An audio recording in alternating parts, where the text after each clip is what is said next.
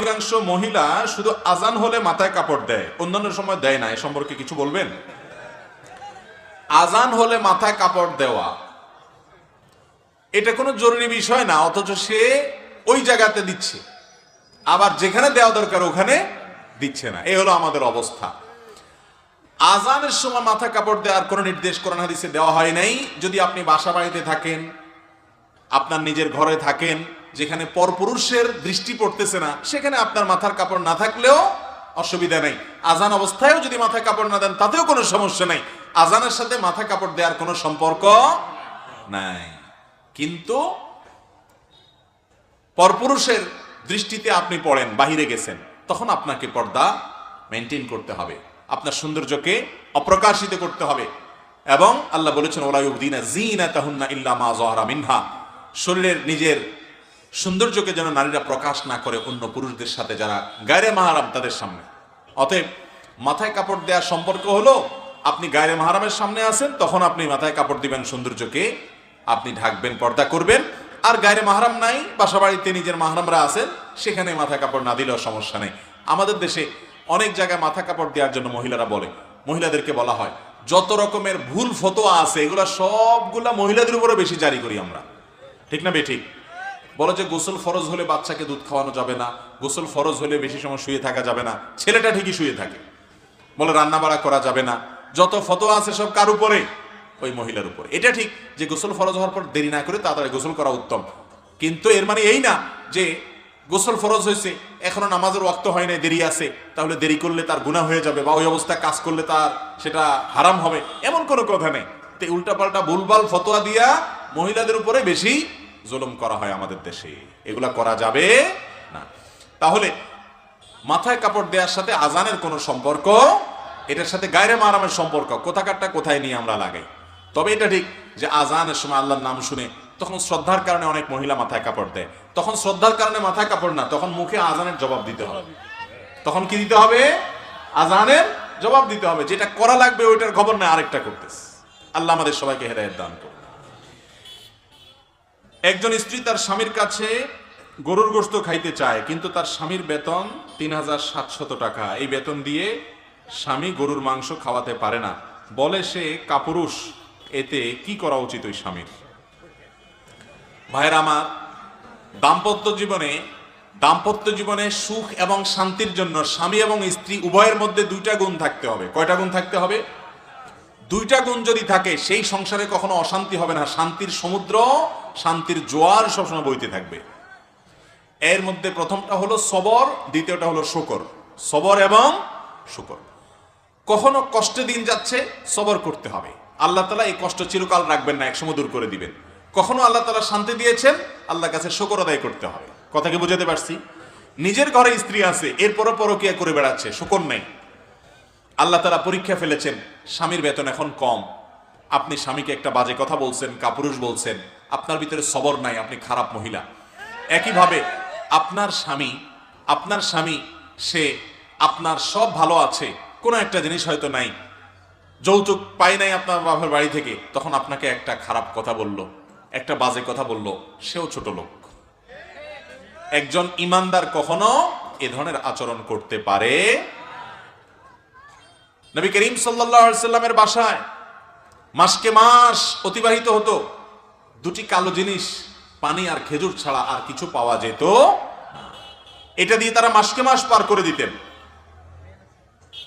তাদের এত কষ্ট হতো, তারপরও তারা স্বামী সম্পর্কে বাজে মন্তব্য করেন নাই। মনে রাখবেন, যে স্বামী চুরি করে, ডাকাতি করে, 2 নম্বরি করে, মিথ্যা কথা বলে, অবৈধ উপার্জন করে কেজিয়ে কেজিয়ে গোশত কিনে খাওয়ায়, ওই স্বামীর চাইতে সেই স্বামী হাজার লক্ষ কোটি গুণ শ্রেষ্ঠ ভালো, যেই স্বামী হারামের ধারে কাছেও যায় না।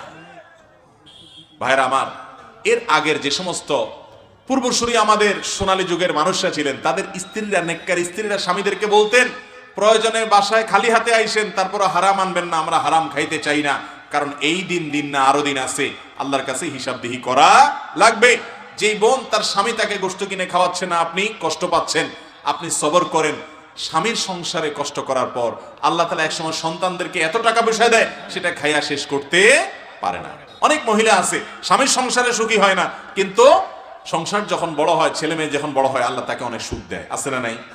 অনেকের হয়তো তখনও সুখ হলো না, আল্লাহ তাআলা তাকে আরো পরে দিবেন। জান্নাতের সুখ তো ইমানদারের জন্য বরাদ্দ আছে ইনশাআল্লাহ। এই জন্য সবর এবং শুকর এটা থাকতে হবে। অনেক পুরুষ আছে সবরও নাই শুকরও নাই, অনেক মহিলাও আছে সবরও নাই শুকরও নাই। এবং সবর শুকর এই দুইটা জিনিসই হলো দাম্পত্য জীবনের শান্তির মূল মন্ত্র। খেয়াল রেখে চলবো না ইনশাআল্লাহ? আপনার স্ত্রীর মধ্যে একটা জিনিস নাই, অন্য মহিলার মধ্যে আছে। আরেক বাড়িতে ভালো খাইয়া আসছেন, রান্নাটা সেই রকম হয়েছে, আইসে এবার বউরে খোঁচানো শুরু করলেন, কি রান্ধো তুমি, যে রান্দা দিছে ওই মহিলা, যে স্বাদ, শিখতে পারো না কিছু।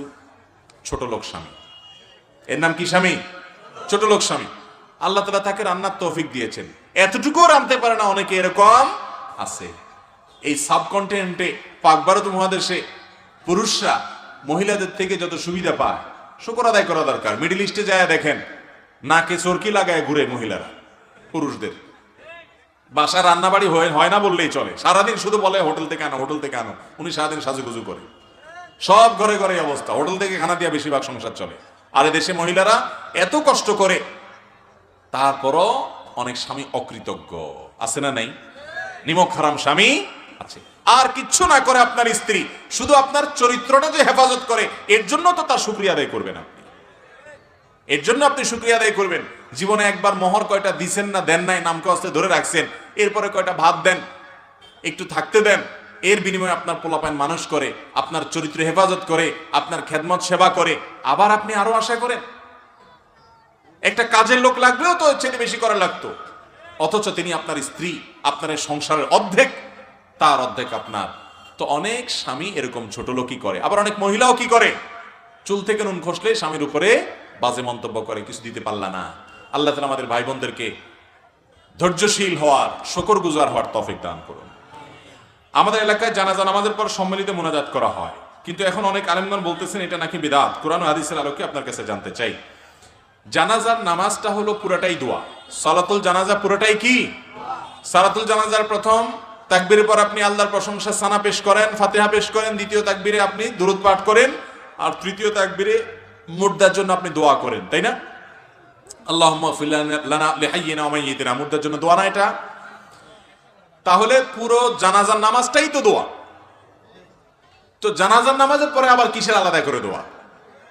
নবী করিম সাল্লাল্লাহু আলাইহি সাল্লাম জানাজা নামাজের পরে আলাদা করে মুক্তাদিদেরকে নিয়ে, মুসল্লিদেরকে নিয়ে দোয়া করতেন বলে কোনো হাদিস দ্বারা প্রমাণিত হয় না। অতএব জানাজা নামাজ সালাম ফিরে ফেলছেন, শেষ, আলাদা কোনো দোয়া নাই। হ্যাঁ, আপনি যখন মুর্দাকে দাফন করতে যাবেন, তখন কবরস্থ করার পর, কবরে রাখার পরে কেবলার দিকে হয়ে যার যার মতো করে মুর্দার জন্য দোয়া করাটা সুন্নাত। নবী করিম সাল্লাল্লাহু আলাইহি সাল্লাম দাফন করার পর বলেছেন, ইস্তাগফিরু লিআখিকুম ওয়াসালু লাহু সুবাত, তোমাদের ভাই যাকে দাফন করলা তার জন্য আল্লাহর কাছে মাপ চাও, এবং সে যেন ওই সওয়াল জবাবে ঈমানের উপর অটল থাকতে পারে, সেজন্য আল্লাহর কাছে দোয়া করো। এই জন্য দাফন করার পর কবরস্থানে, এরপর কেবলামুখী হয়ে যার যার মতো আলাদা করে আল্লাহ লোকটাকে আপনি মাফ করে দেন, তার সওয়াল জবাব সহজ করে দেন, ঈমানের উপর অটল রাখেন, এগুলো দোয়া করা তার জন্য সুন্নাত, বাস। কিন্তু জানাজার পরে আলাদা কোনো দোয়া হাদিস দ্বারা প্রমাণিত নয়। এরপরে প্রশ্ন হলো, আমি একাদশ শ্রেণীর ছাত্রী, মহিলা ও যুবতীরা তালিমের উদ্দেশ্যে এক গ্রাম থেকে অন্য গ্রামে যাওয়া কোরআন ও সুন্নাহর ভিত্তিতে কতটুকু জায়েজ? এর উত্তর দিয়ে ফেলেছি আমরা, আলহামদুলিল্লাহ। এরপরে প্রশ্ন হলো, প্রচলিত মিলাদ কিয়াম কোরআন হাদিস দ্বারা প্রমাণিত নাকি মানুষের তৈরি করে বানানো পদ্ধতি? কোরআন ও হাদিস থেকে আপনার কাছে জানতে চাই। ও লক্ষ্য যে কোনো এক মসজিদের ইমাম সাহেব প্রচলিত মিলাদ কিয়াম না করার কারণে তাকে মসজিদ কমিটির লোকেরা বের করে দিয়েছে, এর সমাধান কি দয়া করে জানাবেন। এই মসজিদ কমিটির লোকেরা মূর্খ। যেই মসজিদ কমিটির লোকেরা মিলাদ কিয়াম না করার কারণে ইমামের চাকরি নট করে দিয়েছে, তাকে বিদায় করে দিয়েছে, এই মসজিদ কমিটির লোকেরা মসজিদ কমিটির লোক হওয়ার যোগ্যই না। কারণ ইসলাম মুসলমানকে দুরূদ পাঠ করার নির্দেশ দিয়েছে। আল্লাহ কোরআনে বলেছেন, ইয়া আইয়ুহাল্লাযীনা আমানু সাল্লু আলাইহি ওয়া সাল্লিমু তাসলিমা, হে ঈমানদারগণ তোমরা নবীর প্রতি দুরূদ পাঠ করো। দুরূদ পাঠ করতে আল্লাহ নির্দেশ করেছেন, মিলাদ পড়তে আল্লাহ নির্দেশ করেন না। দুরূদ পাঠ করতে নির্দেশ করা হয়েছে, কিয়াম করতে নির্দেশ করা হয়নি। ভাইরা আমার, দুরূদ আর মিলাদের মধ্যে পার্থক্য কি? দুরূদ এটা প্রত্যেকে যার যার মতো যখন তখন পড়তে পারে, আর মিলাদ হলো মানুষ ডেকে এনে একত্র করে সুরে সুরে তাল তাল মিলিয়ে একজনের সাথে সবাই মিলে মিলে পড়ে, এটা হলো মিলাদ। ঠিক না বে ঠিক? এখন নবী করিম সাল্লাল্লাহু আলাইহি সাল্লাম দুরূদ পাঠের জন্য কি এরকম সবাইকে একত্র হতে বলছে কখনো? তাহলে যেটা নবী সাল্লাল্লাহু আলাইহি সাল্লাম বলেন না, সেটা মন গড়া যদি বানায় কেউ, তার নাম বেদাত হয়। ইসলামের নামে, ইবাদতের নামে, সওয়াবের উদ্দেশ্যে যদি নবীজি যা নির্দেশ করে না সেটা করে, তার নাম কি? বেদাত। ভাইরা আমার, যারা কিয়াম করে তাদের অনেকের ধারণা, দেখবেন মাঝখানে একটা চেয়ার রেখে দেয়, অনেক সময় একটা বালিশ রেখে দেয়, বলে যে নবীজি হাজির হয়ে যায়। ভাই, আপনি মিলাদ পড়ছেন পঞ্চগড়ে, নবী করিম সাল্লাল্লাহু আলাইহি সাল্লামের কবর আছে মদিনাতে। আপনি যখন মিলাদ পড়তেছেন একই সময় হয়তো ঠাকুরগাঁয়েও মিলাদ হচ্ছে, হয়তো গাইবান্ধাতেও মিলাদ হচ্ছে, কুড়িগ্রামও মিলাদ হচ্ছে, ঢাকাও মিলাদ হচ্ছে। একই সময় অনেক জায়গায় মিলাদ হতে পারে না? তো নবীজি কয় জায়গায় হাজির হয়? উনি মানুষ তো একজন, এর চাইতে পাগলামি আর কিছু আছে? আর দ্বিতীয় কথা হলো, নবী করিম সাল্লাল্লাহু আলাইহি সাল্লাম তো দুনিয়া থেকে চলে গেছেন, তিনি আবার হাজির হবেন কোত্থেকে? হাদিসে পরিষ্কার ভাবে বর্ণিত আছে, কেউ পৃথিবীর যে কোনো প্রান্তে দুরূদ পাঠ করলে আল্লাহর নিযুক্ত ফেরেশতারা নবীজির কাছে রিপোর্ট দেয়, হে আল্লাহর রাসূল, অমুক জায়গা থেকে অমুকের ছেলে অমুক দুরূদ পাঠ করছে, এটা তার কাছে রিপোর্ট দেয়। নবী যদি নিজেরই হাজির হয়ে যেত তাহলে আবার রিপোর্ট দেয় কেন? আচ্ছা, নামাজের মধ্যে দুরূদ পড়ি না আমরা, এই দুরূদটা কি বসে পড়েন না দাঁড়ায় পড়েন? তো নামাজের মধ্যে দুরূদ যদি বসে পড়েন, নামাজের বাইরে মিলাদে পড়তে পড়তে দাঁড়ায় যাওয়া লাগে কেন? নামাজের চাইতে কি নামাজের বাইরের দুরূদের গুরুত্ব বেশি? ভাইরা আমার, আজ পর্যন্ত আপনারা দেখছেন কখনো যে কোন ইমাম সাহেব, খতিব সাহেবের বাসায় মিলাদ পড়তে দেখছেন? ব্যাপার কি?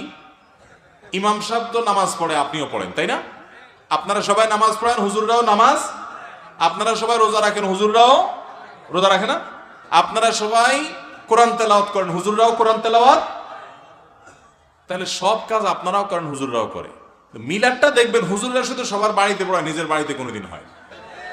আপনি দেখেন তো কোনো হুজুর বলছে কোনোদিন যে ভাইরা মুসল্লিরা আজকে আমার বাড়িতে মিলাদ, আজকে মসজিদে আমার তরফ থেকে মিলাদ, আমি জিলাপি আনছি? শুনছেন কোনোদিন? কাহিনী কি? তাহলে বোঝা গেল এখানে ঝামেলা একটু, যে হুজুর নিজে করে না, সবাইটা করে। কাহিনীটা ভাইরা আমার, দুরূদ বেশি বেশি করে পড়বেন, দুরূদ পড়তে হবে, নবীর প্রতি মহব্বত থাকতে হবে, না হলে ইমানদারি হওয়া যাবে না। কিন্তু তার সাথে মিলাদ বা কিয়ামের কোনো সম্পর্ক নাই। অতএব ইমাম সাহেব মিলাদ কিয়াম পড়ে না দেখি ইমাম সাহেবরে বাদ দিয়েছে যারা, এরা ওই মসজিদ কমিটির লোক হওয়ার যোগ্যতাই নাই। আল্লাহ তাআলা আমাদেরকে বুঝার তৌফিক দান করুন। তবে ভাই, এগুলো নিয়ে গন্ডগোল ফাসাদ করা যাবে না, তুচ্ছতাচ্ছিল্য করা যাবে না, নিজেদের মধ্যে মারামারি কাটাকাটি করা যাবে না। যারা মিলাদ কিয়াম করে তারাও আমাদের ভাই, তারাও মুসলমান, তারাও আহলে কিবলা, তারাও আমাদের ভাই। আমাদের দৃষ্টিতে তারা ভুল করছেন, এতটুকুর কারণে আমরা সঠিকটার উপরে থাকবো, ভুলটাকে ভুল বলবো, তাই বলে এটা নিয়ে মারামারি কাটাকাটি ভেজাল গন্ডগোল ফাসাদ এলাকাতে করা যাবে। কেউ ভুলটাকে সঠিক মনে করে তিনি করে, এটা তার স্বাধীনতা, তিনি আল্লাহর কাছে বুঝে পড়াবেন। আমরা এটা নিয়ে গন্ডগোল ফাসাদ হতে দেব, এটা জায়েজ নাই, খবরদার, এটা করবেন না। এরপরে প্রশ্ন হলো, অনুগ্রহ করে বলছি আপনার কাছে গিয়ে আপনাকে প্রশ্ন করার সুযোগ দেওয়া যাবে কি? ভাইরা আমার, আমাদের সরাসরি সাক্ষাৎ করার সিস্টেম হলো, আমার ওয়েবসাইট আছে www.ahmadullah.info, সেখানে গিয়ে আবেদন করার সুযোগ আছে।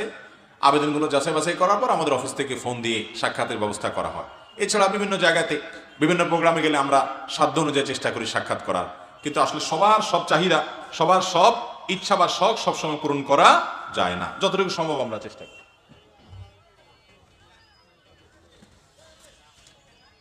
আচ্ছা, এরপরে প্রশ্ন হলো, শ্বশুর বাড়ি থেকে যদি কোনো কিছু উপহার হিসাবে দিতে চায়, আমি কি তা নিতে পারবো? শ্বশুর বাড়ি থেকে কোনো কিছু দিতে চায় আপনাকে, কেন? আপনার শ্বশুর বাড়ির লোকরা তো আমাকে দেয় না, বুঝেন নাই কথা? আপনার শ্বশুর বাড়ির লোকেরা ওনাকে তো দেয় না, ওনাকে তো দেয় না, আপনারে দিচ্ছে, কাহিনীটা কি? হ্যাঁ, বেশিরভাগ ক্ষেত্রে কাহিনী হলো, যেহেতু তাদের মেয়েটা আপনার কাছে আছে, আপনার অত্যাচার জুলুম থেকে যেন মেয়েটা বাঁচতে পারে, এইটা বেশিরভাগ ক্ষেত্রে এক ধরনের উৎকোচ, ঘুষ, যে আপনি লোভী মানুষ, কিছু খাওয়াইলে দিলে আপনি আর মেয়েটার প্রতি জুলুম করবেন না, এই জন্যই বেশিরভাগ শ্বশুরবাড়ি থেকে দেয়। তবে অনেক শ্বশুরবাড়ি এরকমও আছে যে আল্লাহ তাআলা তাদেরকে অঢেল দিয়েছে, তাদের অভাব নাই, জামাই হিসাবে আপনি ভদ্র, ভালো, মায়া করে, মহব্বত করে, সেজন্য খুশি হয়ে আপনাকে দেয়, এরকমও আছে, পরিমাণে খুব কম। বেশিরভাগই শ্বশুরবাড়ির থেকে যে জামাইকে বা মেয়ের শ্বশুরবাড়িতে যে জিনিসপত্র দেওয়া হয়, এগুলোর ভিতরে কাহিনী ভিন্ন। বেশিরভাগই কাহিনী ভেজাল। কথা কি বুঝাতে পারছি? এই জন্য আমাদের দেশে ছেলের শ্বশুর বাড়ির থেকে ছলে বলে কৌশলে বিভিন্নভাবে যৌতুক আদায়ের জন্য বুড়া বুড়িরা অনেকে চেষ্টা করে, আছে না নাই? আবার দেখবেন নামাজ কালামও পড়ে। এই নামাজ কালাম পড়ে কি লাভ? যে আপনি ছেলের শ্বশুর বাড়ির থেকে যৌতুক আশা করতেছেন। যৌতুক নেওয়া, যৌতুক খাওয়া হারাম। যৌতুক খাওয়া কি ভাই? হারাম। আপনি বলবেন ওনারা খুশি হয়ে দিছে। সত্যি সত্যি খুশি হয়ে দিছে কিনা আমার কাছে নিয়ে আসলে আমি বাইর করবো। সত্যি সত্যি খুশি হয়ে আর দুনিয়াতে কাউকে দেয় না। এমন বকিল মানুষ রিক্সাওয়ালাকে 1 টাকা বেশি দেয় না, আপনারা এত টাকা দিয়ে দিচ্ছে, কাহিনী কি? তাহলে বোঝা গেল বেশিরভাগ ক্ষেত্রেই ওই মেয়েটাকে খোঁচাখুচি করে আপনার মা, আপনার চাচি, আপনার বাপ, এগুলো থেকে বাঁচানোর জন্য বেচারারা বাধ্য হয়ে দেয়। ঠিক না ভাই? ঠিক। যদি খুশি মনে শিখে দেয়, হ্যাঁ আপনি চান না বরং আপনি শ্বশুরবাড়িকে দেন, তাহলে সেক্ষেত্রে এটা জায়েজ হবে। ভাইরা আমার, আমি সব জায়গায় বলার চেষ্টা করি, বিভিন্ন সময় বলি, আপনি একটা পুরুষ, একটা ঘর থেকে একটা মেয়েকে তার বাবা তার মা জন্মের পর থেকে বিয়ের উপযুক্ত করা পর্যন্ত কত কষ্ট করে মানুষ করছে, কত টাকা খরচ হয়েছে, কত পয়সা খরচ হয়েছে, কত ঔষধ বড়ি ট্রিটমেন্ট তার পিছনে খরচ হয়েছে, এবং চিকিৎসা দিছে, পড়ালেখা করাইছে, মানুষ করছে, কত রাত জাগছে। এরপর সে যখন মানুষ হয়ে গেল, উপযুক্ত হয়ে গেল, প্রাপ্তবয়স্ক হয়ে গেল, বিয়ের উপযুক্ত হলো, আস্ত পুরা মেয়েটা আপনাকে দিয়ে দিছে চিরজীবনের জন্য। পড়ালেখা করাইছে, বাপ্পা পয়সা করে খরচ করে, এখন সে তার শিক্ষাটা দিয়ে আপনার বাচ্চা কাচ্চা পড়াচ্ছে। ঠিক না বেঠিক? তার বাপ মা তার পিছনে খরচ করে তাকে মানুষ করছে, এখন কাজ করে সেবা করে আপনার বাসায় আসে, তাই না? উচিত ছিল শ্বশুর শাশুড়ির পায়ের কাছে যায় বৈশা বলা, শ্বশুর আব্বাজি, শাশুড়ি আম্মা যান, আপনাদের এই মানুষ মেয়ে মানুষ করতে যত টাকা পয়সা খরচ করছেন সবগুলো আনুমানিক হিসাব করে বাইর করেন। আমি আজকে না পারি সারা জীবন হইলো এই দায় দেনা পরিশোধ করব, কারণ খরচ করে মেয়েটাকে মানুষ করছেন, তারপরে এটা তো বিক্রয়যোগ্য না। আস্ত কলিজার টুকরাটারে আমাদের হাতে তুলে দিয়েছেন, চিরজীবনের জন্য সে বাড়িতে চলে আসছে, আমাদের হয়ে গেছে। এত বড় একটা নেয়ামত পাইছি আপনাদের মাধ্যমে, আপনাদের এই কৃতজ্ঞতা কখনো শুকর আদায় করতে পারবো না। সেইটা তো করেনই না, বরং উল্টা বরং মেয়ের বাপের কাছ থেকে ইনায়া বিনায়া বলেন যে ফ্রিজ তো আমার আসলে দরকার নাই, আপনার মেয়ের জন্যই দরকার। মোটরসাইকেল আমি কি করব, আমি তো এমনিই চলতে পারি, আপনার মেয়েকে পিছনে একটু ঘোরা লাগবে না, সেজন্য মোটরসাইকেল দিলে আপনার মেয়েরই ভালো হবে আর কি। এগুলোর নাম হলো ছোট লোক। এগুলোর নাম কি? এই ছোট লোকই থেকে আমরা বের হয়ে আসবো তো ইনশাআল্লাহ। যুবক যারা বিয়ে করেন নাই, খবরদার মেরুদণ্ড সোজা করেন। আমার অল্প আছে, আমি গরিব মানুষ, ওই গরিব মানুষ অল্প নিয়ে থাকবো, শ্বশুর বাড়ির জিনিসের দিকে আমি তাকাবো না, ছোট লোকই করব। ঠিক আছে তো ইনশাআল্লাহ? মুরব্বীরা সাবধান, এই যৌতুক 2 নম্বরই নিবেন না। বৌমারে খোঁচাখুচি করেন, আর এদিকে আপনি কপাল ঘষেন, সেজদা করেন। তো এই সেজদা করে আল্লাহকে আপনি সন্তুষ্ট করতে পারবেন না, কারণ আপনি মানুষের হক নষ্ট করতেছেন। এই যৌতুক অভিশাপ, এটা গুনাহ, এটা হারাম। অতএব যৌতুক থেকে আমরা বেঁচে থাকবো তো ইনশাআল্লাহ। এরপরে প্রশ্ন হলো, আমি নতুন বিয়ে করব, বাসর ঘরের স্বামী স্ত্রীর কি কি আমল আছে একটু যদি বলতেন। ভাইরা আমার, এই সম্পর্কে মাসনুন এবং মুস্তাহাব যে আমলগুলো আছে সেগুলো হলো যে একজন স্বামী বাসর ঘরে গিয়ে তার স্ত্রীর কপালে হাত রেখে দোয়া করবে, আল্লাহুম্মা ইন্নী আসআলুকা খায়রাহা ওয়া খায়রা মা জুবিলাত আলাইহি ওয়া আউযু বিকা মিন শাররিহা ওয়া শাররি মা জুবিলাত আলাইহি। অর্থাৎ আল্লাহ, এই ভদ্র মহিলা আপনারে বান্দি, তার ভিতরে যত কল্যাণ আছে সে কল্যাণগুলো আমি চাই, যত অকল্যাণ আছে সেটা থেকে আমি পানাহ চাই, এটা দোয়া করবেন। এরপরে ওযু করে 2 রাকাত নামাজ পড়বেন এবং স্ত্রী সেখানে পেছনে ইক্তেদা করবে, অর্থাৎ জামাতের সাথে পড়বেন। এটা মাসনুন, বিভিন্ন সালাফ থেকে জামাতের সাথে পড়া প্রমাণিত। বাস, এটা হলো বাসর রাতের আমল।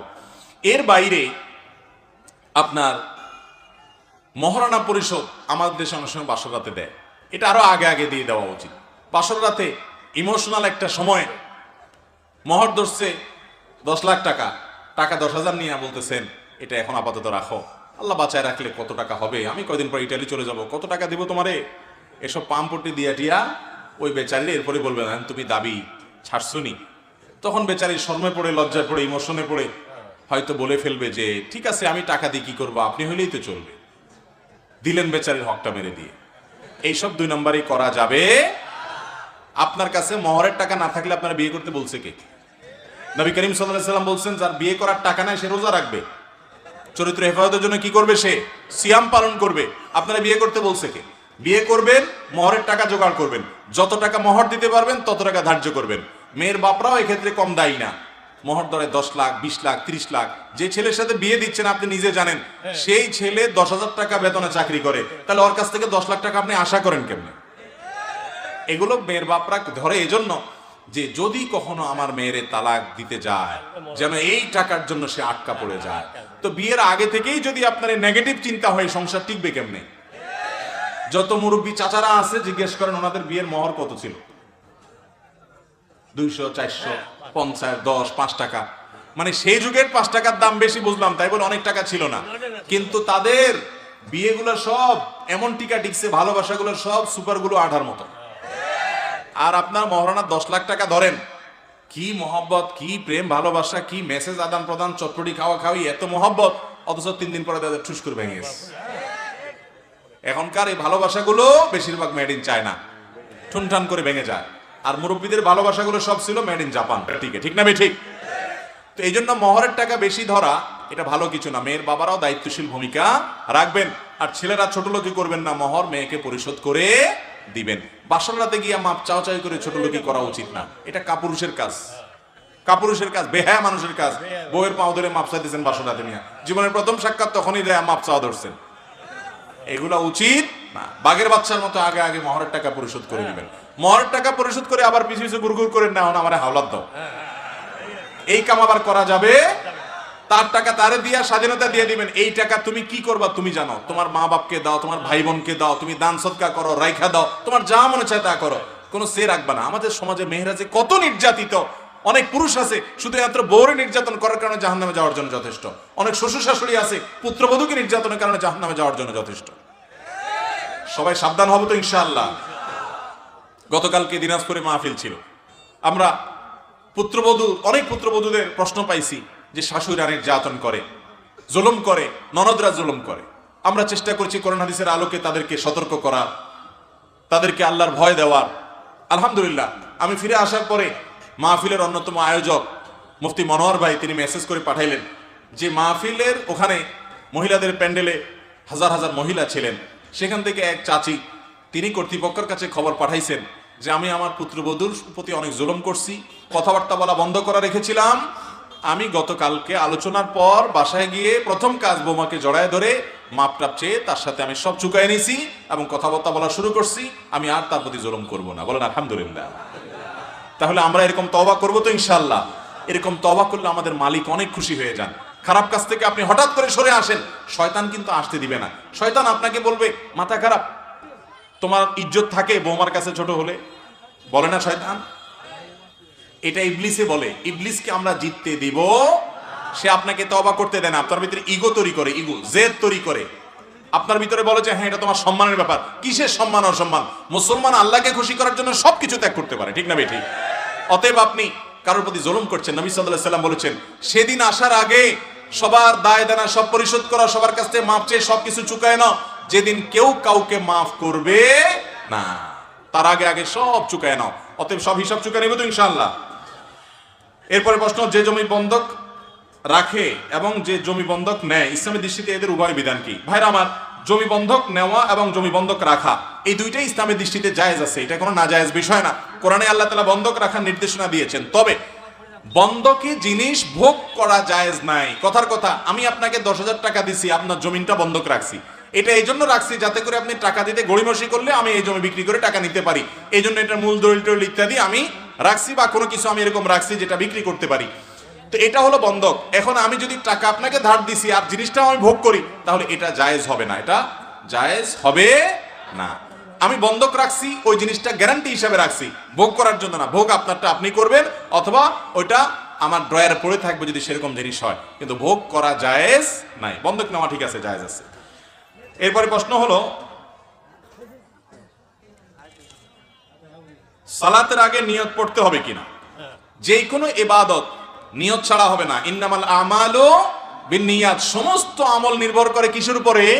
নিয়তের উপরে। নিয়ত ছাড়া কোনো আমল হবে না। কিন্তু তাই বলে নিয়ত পড়া এক জিনিস আর নিয়ত করা আরেক জিনিস। নিয়ত করা এক জিনিস, নিয়ত বলা আরেক জিনিস। নাওয়াইতুয়ান, এটা হলো নিয়ত বলা। নিয়ত মূলত বলা হয় মনের ইচ্ছাকে, নিয়ত বলা হয় কাকে? আপনি কোন নামাজ পড়ছেন, আপনার মনে যদি সেই ইচ্ছা থাকে যে আমি এখন ফজরের নামাজ পড়তেছি, তাহলে আপনার ভিতরে নিয়ত আছে, যথেষ্ট। ইচ্ছা করা এটা মনের কাজ, মুখের কাজ না। অতএব মুখে নাওয়াইতু আন পড়ার কোনো প্রয়োজন, আমরা মনে মনে ইচ্ছা পোষণ করবো যে আমি কি ইবাদত করতেছি, কোন নামাজ পড়তেছি, ওইটাই যথেষ্ট ইনশাআল্লাহ। এরপরে প্রশ্ন হলো, পানি পান করার সময় বাম হাতে গ্লাস ধরে ডান হাতে লাগিয়ে পানি পান করা যাবে কিনা এবং পানি পান করার সঠিক নিয়ম জানতে চাই। ভাইরা আমার, আমরা অনেকেই পানি পান করার সময় দেখা যায় খেতে গিয়ে আমাদের ডান হাতে অনেক কিছু লেগে যায়, খাবার টাবার, ভাত তরকারি, তখন আমরা বাম হাতে বোতলটা নিয়ে আপনার গ্লাসটা নিয়ে ডান হাতে এরকম করে লাগায় পানি পান করি। অনেক ওলামা ইকরাম বলেছেন ডাইরেক্ট তো বাম হাতে হলে না, 2 হাত লাগছে, এটা বাম হাতে, শুধু বাম হাতে খাওয়া না জায়েজ।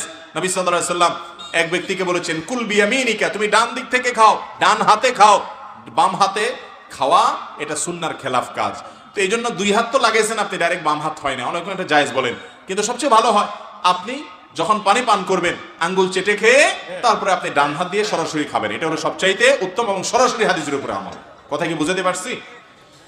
এরপরে প্রশ্ন হলো, মেয়েরা মাথার খোপা উঁচু করে বাঁধে, এভাবে বাঁধা যাবে কিনা? হাদিসে ওটের পিঠের মতো উঁচা করে চুল বাঁধতে নিষেধ করা হয়েছে মেয়েদেরকে, বিশেষ করে বাহিরে যখন যাবে, কারণ এটা পর্দার খেলাফ হয় এবং আরো নানা কারণে হাদিসে এটি নিষিদ্ধ। তবে বাসা বাড়িতে শুধু স্বামীকে নিজের সৌন্দর্য প্রদর্শন করার জন্য বা একান্তে যখন থাকে তখন এটা হতে পারে, কিন্তু বাহিরে এরকম চুল বাঁধা হাদিসে নিষিদ্ধ মেয়েদের জন্য। দাড়ি রাখার সঠিক নিয়ম কি? চিপের 2 পাশে কেটে সাইজ করা যাবে কিনা? ভাই, দাড়ি এই যে চোয়ালের যে হাড্ডি আছে, এই হাড্ডির উপরে যে পশম আসে সবগুলোই দাড়ি, এগুলো সবগুলো রাখতে হবে। এদিকে চাইচা এখানে সামান্য একটু রাখলেন, আছে না অনেকে রাখে, এই স্টাইলি দাড়ি রাখলে সুন্নাহ আদায় হবে? নবী সাল্লাল্লাহু আলাইহি ওয়াসাল্লামের নির্দেশ ওয়াজিব আদায় হবে না, দাড়িকে লম্বা করতে হবে। আফুল্লুহা আর খুল্লুহা, নবী সাল্লাল্লাহু আলাইহি ওয়াসাল্লাম দাড়িকে লম্বা করতে বলেছেন। কেউ যদি একটু ছোট করে তাহলে সেক্ষেত্রে 1 মুষ্টির নিচে যদি হয় সেটা তো জায়েজ হওয়ার কোনো রাস্তাই নেই। অনেক সাহাবা একরাম 1 মুষ্টির পরের অংশটা কেটেছেন, সেখান থেকে ওলামা একরাম 1 মুষ্টির পরে লম্বা হলে সেটাকে কাটাকে জায়েজ বলেছেন। যদি অনেক ওলামা একরাম সেটাও নিষেধ করেন, কারণ নবী সাল্লাল্লাহু আলাইহি ওয়াসাল্লাম বলেছেন লম্বা করো, আর খুল্লুহা লোহা আফুল্লুহা, তোমরা দাড়িকে ছেড়ে দাও, দাড়িকে লম্বা করো।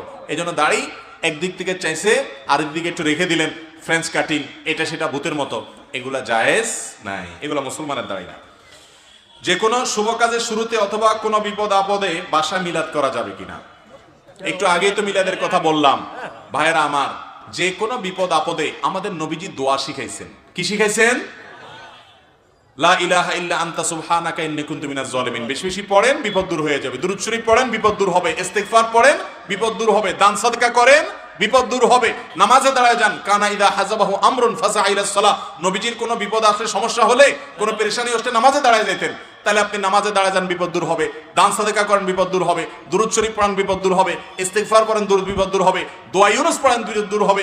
আল্লাহর কাছে 2 হাত তুলে দোয়া করেন, বিপদ দূর হয়ে যাবে। সেটা না করে আপনি মিলাদ পড়েন। দেখেন ভাইরা আমার, নবীজি সাল্লাল্লাহু আলাইহি সাল্লাম মানুষকে আমল শিখাইতেন।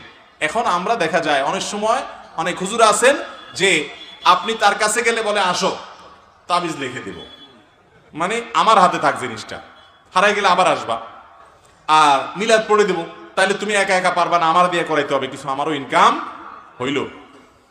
অথচ নবী সাল্লাল্লাহু আলাইহি সাল্লামের কাছে বিপদ নিয়ে কেউ আসলে উনি আমল শিখাই দিতেন, যে আমল করো তোমার বিপদ দূর হয়ে যাবে, তুমি নিজেই করো নিজেরটা। কথা কি বুঝাতে পারছি?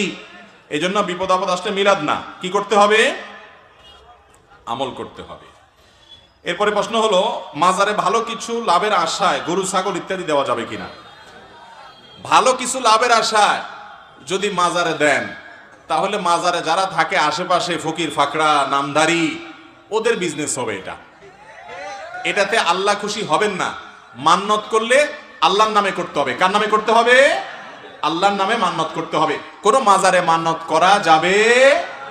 মাজারে মান্নত করলে গুনাহ হবে, শিরক হবে। মানত হবে আল্লাহর জন্য। গরিব মানুষকে আপনি মানত করে দান করলেন যে আল্লাহ আমি গরিবকে দিব, ভালো একটা কাজে দিব। মাজার এটা ভালো কাজ কি ভাই? মাজারে যিনি শুয়ে আছেন উনি যদি নেককার মানুষ হন, এখন টাকা দিলে কি ওনার কবরে যাবে? সেটা উপরের ভণ্ড যেগুলা কবর ব্যবসায়ী আছে ওরা খাবে বসে বসে, ঠিক না বে? ঠিক। তো আপনার লাভটা কি? ওদেরকে খাওয়ালে লাভটা কি? অনেক সময় দেখা যায় এই জাতীয় মাজারে যেগুলা বসে থাকে এদের বেশিরভাগ গাঞ্জা খায়। তো আপনি ওখানে টাকা দেওয়া মানে গাঞ্জার টাকা সরবরাহ করা, এটার কোনো যুক্তি আছে? আপনি যদি দানই করতে চান তাহলে কোনো গরিব মানুষকে দিবেন, কোনো মসজিদ মাদ্রাসা দিবেন, ওই মাজারে দেওয়ার কোনো কারণ নাই, এটা জায়েজ হবে না, বরং সওয়াবের পরিবর্তে আরো গুনাহ হবে। এরপরে প্রশ্ন হলো, মৃত মানুষের ফটো মোবাইল অথবা প্রিন্ট করে স্মৃতি হিসাবে রাখা যাবে কিনা? প্রিন্ট করে স্মৃতি হিসাবে রাখবেন না। কোনো কারণে প্রিন্ট হয়ে গেছে, সেটা রেখে দিয়েছেন এভিডেন্স আকারে, কোথাও দরকার হতে পারে সেজন্য, সেটা ভিন্ন কথা। আর মোবাইলে যদি থাকে প্রিন্ট করার আগ পর্যন্ত সেটা জায়েজ হতে পারে। তাসবিহ দানায় তাসবিহ গণনা করা যাবে কিনা? আপনি যত তাসবিহ গণনা করবেন এগুলো আঙ্গুলে গণনা করা হলো সবচেয়ে উত্তম। নবী করিম সাল্লাল্লাহু আলাইহি সাল্লাম আঙ্গুলে গণনা করার জন্য উৎসাহিত করেছেন, এবং এগুলো কিয়ামতের ময়দানে জলজল করে জ্বলবে, হাদিসে আসছে, সাক্ষ্য দিবে। এজন্য আঙ্গুলে গণনা করা হলো উত্তম। তসবিতে গণনা করা জায়েজ, আর উত্তম হলো, সুন্নাহ হলো কিসে গণনা করা? আঙ্গুলে গণনা করা। সাহাবীদের কেউ কেউ, উম্মুল মুমিনিনদের কেউ কেউ বিভিন্ন বিচি দিয়ে গণনা করেছেন। এই জন্য তাসবিহ দানা দিয়ে বিচি গড়লে জায়েজ আছে। অনেকে আছে আবার তাসবিহ কিছু পয় না, শুধু এমনি শুধু টিপতে থাকে, টানতে থাকে, এরকম দেখেন নাই? মনে করে তসবিহ দানা টানলেই সওয়াব মনে হয়। না, এটা খালি দানা টানলে কি লাভ? আপনি তাসবিহ পড়তেছেন 33 বার 34 বার মনে থাকে না, সেজন্য আপনি এই তাসবিহ ব্যবহার করছেন বা মেশিন ব্যবহার করছেন, এটা জায়েজ আছে। কিন্তু সবচেয়ে ভালো হলো কিসে গণতে পারলে? আঙ্গুলে গণতে পারলে। এরপরে প্রশ্ন হলো, ওযু করার সঠিক নিয়ম কি? সহিহ হাদিস মতে একটু দেখিয়ে দিবেন। আলহামদুলিল্লাহ, ওযু করার নিয়ম তো আপনারা বেশিরভাগ মানুষ জানেন। প্রথমে 2 হাতের কবজি 3 বার পানি নিয়ে ধৌত করবেন। এরপরে 1 কোষ পানি নিয়ে কুলি করবেন। অনেক উলামায়ে কেরাম কুলি আর নাকের পানি একসঙ্গে করতে, নাকে পানি একসঙ্গে দিতে বলছেন, যে একটু দিয়ে কুলি করে আর একটু দিয়ে নাক দিয়ে টান দিবেন। আর অনেক উলামায়ে কেরাম, বিশেষ করে উলামায়ে আহনাফ, এটাকে আলাদা করে, অর্থাৎ কুলি করবেন 3 বার, এরপর নাকে পানি আলাদা দিতে বলেছেন। তো যাই হোক, কুলি করবেন, কুলি করার সময় গড়গড়া করে যত ভালো করে পারেন কুলি করবেন, এবং মেসওয়াক করবেন। কি করবেন? ওযুতে মেসওয়াক, এটা হারায় যাওয়া সুন্নাত, এটা আমরা বেশিরভাগ মানুষ করি না এখন, অথচ গুরুত্বপূর্ণ সুন্নাত। নবী সাল্লাল্লাহু আলাইহি ওয়াসাল্লাম বলেছেন, যদি তোমাদের কষ্ট না হতো এটাকে আবশ্যক করে দিতাম, প্রত্যেক ওযুর সময় মেসওয়াক করা, এজন্য মেসওয়াক করবেন। এরপরে নাকে পানি দিবেন, নাকে পানি দিয়ে হালকা একটু টান দিয়ে তারপর নাকেরে আবার ঝেড়ে পরিষ্কার করবেন। তাহলে একটু হলো পানি দেওয়া, আর হলো ঝেড়ে পরিষ্কার করা। এটা অনেকে করেন না, একটু ভালো করে করবেন। কারণ হাদিসে আসছে, বিশেষ করে নাকের এই যে বাঁশের ভিতরে শয়তানের অবস্থান থাকে, এই জন্য নাকে একবারে জোরে টান দিলে তো নাকের তালুতে উঠে যাবে, কষ্ট হবে, ওইরকম না, হালকা যতটুকু সম্ভব বা যতটুকু হাতের ভিতরে নাক ডুবায় পানি ভিতরে দেওয়া যায়, এরপরে নাক পরিষ্কার করবেন। যাই হোক, এরপরে কুলি নাকের পানি শেষ, মুখ ধোবেন একেবারে মাথার এই যে এরিয়া আছে, চুলের গোড়া সেগুলা, আর কানের লতি, এই থুতনি পর্যন্ত, পুরো বর্ডারের সব জায়গায় যাতে পানি লাগে। পানি অপচয় করবেন না, টেপ ছেড়ে রাখবেন না। ওযুতে পানিটা নিয়ে এরপরে ভালো করে ধুয়ে 2 হাতে ডলবেন যাতে শুকনা না থাকে। এরপরে ডান হাত কনুই সহ, শীতের সময় বিশেষ করে এই কনুর এদিকে অনেক সময় শুকনা থাকে, এদিকে অনেক সময় শুকনা থাকে, শুধু এরকম পানি দিয়ে চলে গেলেন, ওযু অনেক সময় হয় না। এই জন্য ভালো করে কি করতে হবে? ডলতে হবে, বিশেষ করে শীতের সময়। এরপরে মাথা মাসা, ভিজা হাত দিয়ে পুরো মাথা মাসে করবেন, সাথে এই কানও নাসে করবেন। মাথা মাসের জন্য এইভাবে সুন্নাত হলো, এইভাবে টান দিবেন, হাতের এই অংশ ব্যবহার হবে, গোড়ার অংশ বাদ থাকবে। এবার পেছন থেকে গোড়ার অংশ দিয়ে এইভাবে টান দিবেন, একবার নিবেন আরেকবার টান দিবেন, তাতে 2 হাতের 2 অংশ ব্যবহার হয়ে যাবে, পুরো মাথা মাসে হয়ে যাবে। আর আঙ্গুল, এই আঙ্গুল দিয়া এই কানের চিপা দিয়ে এরপরে কানের লতি মাসে করলেন, শেষ। এরপরে ডান পাও 3 বার, বাম পাও 3 বার ধুয়ে ফেললেন। পায়ের আঙ্গুলি, পায়ের গিরা, পায়ের গোড়ালি, এগুলা বিশেষ করে ডলে ডলে ধুইতে হবে। নবীজি বলেছেন, ওয়াইল লিল আকাবি মিনান নার, পায়ের গিরা গোড়ালি থেকে জাহান্নামের আগুন থেকে বাঁচানোর চেষ্টা করবে। অতএব এভাবে আমরা ওযু করব, আর শুরুতে বিসমিল্লাহ বলতে বলবো না, বিসমিল্লাহ বলে ওযু করব।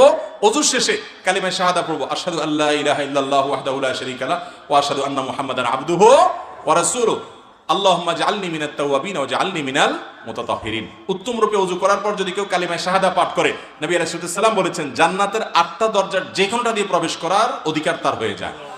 এই আমলটা যদি কেউ নিয়মিত করে ফেলতে পারে, এজন্য ভাইরা, এটাকে আমি বলি জান্নাতের 8 দরজার কমন রিমোট।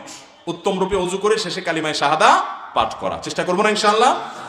আর ওযুর ক্ষেত্রে কিন্তু নবীজির নির্দেশগুলো সবগুলাতেই প্রায় একরকম, আসবিগুল ওযু, তোমরা ওযুকে ভালো করে করো, উত্তম রূপে করো। এজন্য ভালো করে ঢোলে, এই চিপা টিপা, আঙ্গুলের চিপা, পায়ের গিরা গোড়ালি, পায়ের চিপা, আঙ্গুলের নখের চিপা, এগুলো ভালো করে ডলে পানি পৌঁছাইতে হবে, শুকনা থাকলে ওযু হবে না। সংক্ষেপে তাড়াতাড়ি করে শেষ করে, রাত অনেক হয়েছে। মৃত ব্যক্তিকে মাটি দেওয়ার সময় কবরের 4 কোণা 4টি দোয়া পাঠ করা কি জায়েজ? ভাইরা আমার, মৃত ব্যক্তিকে কবরে রাখার সময় খেয়াল রাখবেন, কবর করার সময়, কবর খননের সময় অনেক এলাকায় সুন্নাহসম্মতভাবে করে না। কবর করার সময় কবরের কেবলার দিকে মাটির নিচে সুড়ঙ্গ করে, ওই সুড়ঙ্গের ভিতরে লাশটা দিয়ে এরপরে বাঁশ ইত্যাদি দিয়ে মাটি দিয়ে দাফন করবেন, এটা হলো সুন্নাত। সিন্দুক কবর যেটাকে বলে, একেবারে পশ্চিম পাশের যে মাটি থাকবে তার নিচে সিন্দুকের মতো করে নিচের দিকে খুঁড়বেন, যাতে করে লাশ পুরাটা প্যাক করে একদম আপনার ড্রয়ারে রাখার মতো রেখে দেওয়া যায়। এরপরে মাটি দিয়ে দাফন দিবেন। যদি সেটা করতে না পারেন, কোনো কারণে বৃষ্টি হচ্ছে, মাটি ভেঙে পড়ে যাচ্ছে, তাহলে সেক্ষেত্রে মাঝখানে কবরের ভিতরে আবার আরেকটা বড় গর্ত করে গর্তের ভিতরে লাশটা রেখে তার উপরে বাঁশ দিয়ে দিবেন। শুধু কবর করে এক কোণাতে আপনি লাশটাকে কাট করে রেখে দিলেন, এটা কবর দেওয়ার কোনো পদ্ধতি, সঠিক পদ্ধতি নয়। তাহলে এই পদ্ধতি অবলম্বন করতে হবে। দ্বিতীয়ত, কবরে যখন লাশ রাখবেন তখন বিসমিল্লাহি আলা মিল্লাতি রাসূলিল্লাহ অথবা বিসমিল্লাহি আলা সুন্নাতি রাসূলিল্লাহ, হাদিসে দুই রকমই আর সেটা পাঠ করবেন। এখানে অনেকে মিনহা খালাকনাকুম ওয়া ফিহা নুঈদুকুম ওয়া মিনহা নুখরিজুকুম তারাতান উখরা পড়ে, এটি হাদিস দ্বারা প্রমাণিত নয়। এবং লাশ দাফন করার সময়, লাশ দাফন করার পর চার কোণায় দাঁড়ায় চারটা দোয়া পড়া, এটা কোনো হাদিস দ্বারা প্রমাণিত নয়। দাফন করা শেষ, কিবলামুখী হয়ে মুর্দার জন্য ইস্তিগফার করবেন এবং তার জন্য ইমানের উপরে যেন অটল থাকতে পারে সওয়াল জবাবে দোয়া করেন, বাস এটুকু হাদিস দ্বারা প্রমাণিত। অতএব হাদিসে যেটি প্রমাণিত না সেরকম কিছু আমরা করব না। আমার বাবা সবসময় বাড়িতে নামাজ পড়ে, তার নামাজ কি কবুল হবে? জামাত তরক করে একাকী পুরুষ মানুষ বাসায় যদি নিয়মিত নামাজ পড়ে, তার এই নামাজ আল্লাহর কাছে কবুল হবে না। ফরজ, ওয়াক্তের ফরজটা কোনো মতে দায়মুক্ত হয়তো হবে, কিন্তু আল্লাহর কাছে কবুল হবে না। এক হাদিসে আসছে লা সালাতা লিজারিল মসজিদি ইল্লা ফিল মসজিদি, যে ব্যক্তি মসজিদের প্রতিবেশী অর্থাৎ মসজিদে যেতে পারে সে বাসায় নামাজ পড়লে নামাজ হবে না। অনেক মুরব্বী আছে এক যুক্তিতে বাসায় নামাজ পড়েন, সেটা হলো বলে যে কার পিছনে নামাজ পড়ো, দুনিয়াতে মানুষ আছে নাকি? ওনারা সব ইমাম সাহেবদেরকে মনে করেন এরা তো আর খারাপ মানুষ, এদের পিছনে নামাজ পড়া জায়েজ নাই। ভালো করে শুনে রাখেন, ইমাম সাহেবরা যদি খারাপও হয় তারপরেও জামাতে নামাজ পড়তে হবে, একা নামাজ পড়া যাবে না। একা নামাজ পড়া এটা ভুল, কারণ সালাতুল জামাআতে তাফদুলু সালাতাল ফজর বি27 দারাজা, হাদিসে আছে একা নামাজ পড়ার চাইতে জামাতে নামাজ পড়লে 27 গুণ বেশি সওয়াব হয়।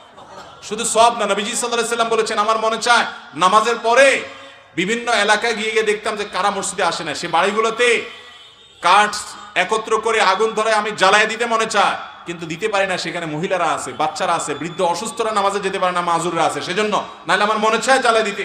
তার মানে কি, এই জামাতে উপস্থিত হয়ে নামাজ পড়া ওয়াজিব, নাহলে নবী সাল্লাল্লাহু আলাইহি ওয়াসাল্লাম আগুন জ্বালায় দিতে, আগুন জ্বালাতে তিনি চান না, এটা কথার কথা বোঝার জন্য বলছেন। এত ভয়ঙ্কর বিষয় জামাত তরক করা। অতএব যারা বাসায় একা একা নামাজ পড়ার নিয়মিত, তারা ভালো কোনো কাজ করেন না। এরপরে প্রশ্ন হলো সুন্নত নামাজের কাজা হয় না, তাহলে যোহর ও ফজরের আগে যে সুন্নত আছে এগুলো ছুটে গেলে কিভাবে পড়বো? যোহরের আগে সুন্নত নবী করিম সাল্লাল্লাহু আলাইহি ওয়াসাল্লামের একবার ছুটে গেছিল, মেহমানের কারণে ব্যস্ত ছিলেন, উনি পরবর্তীতে সেটা পড়ে দিয়েছেন।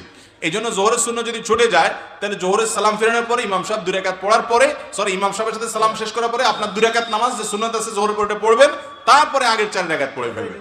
কথা কি বুঝাতে পারছি?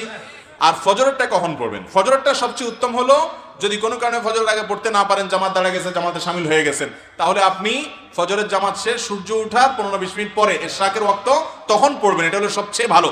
ফজরের পরপর পড়াকে অনেক রাম জায়েজ বলেছেন, কিন্তু অনেকে এটা নিষেধ করেছেন, কারণ হাদিসে আসছে ফজরের পরপর কোনো নামাজ নাই। এই জন্য সবচেয়ে উত্তম হলো সূর্য ওঠার 15-20 মিনিট পরে গিয়ে পড়া, তাহলে নির্ভেজাল এবং মতপার্থক্যের ঊর্ধ্বে আপনি উঠে গেলেন। এরপরে প্রশ্ন হলো, কোন ব্যক্তি যদি 40টি ওয়াজ মাহফিলে উপস্থিত হয়, তাহলে সে ব্যক্তি নাকি জান্নাতি? না ভাই, জান্নাত এত সহজ না।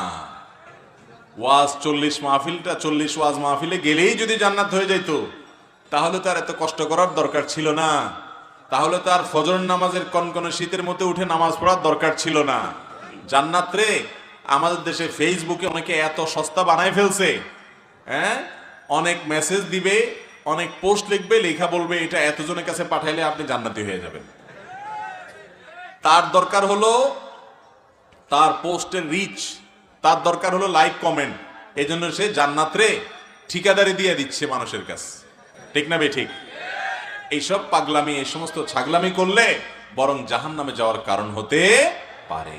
আল্লাহর নামে মিথ্যাচার জঘন্য অপরাধগুলোর মধ্যে থেকে একটি। অতএব ওয়াজ মাহফিলে যাবেন কথা শোনার জন্য, কথা শুনে বাসা যে সুখ করবেন, কান সুখ করে যাবেন যে ওয়াজ শুনছি একটা, এটার জন্য না।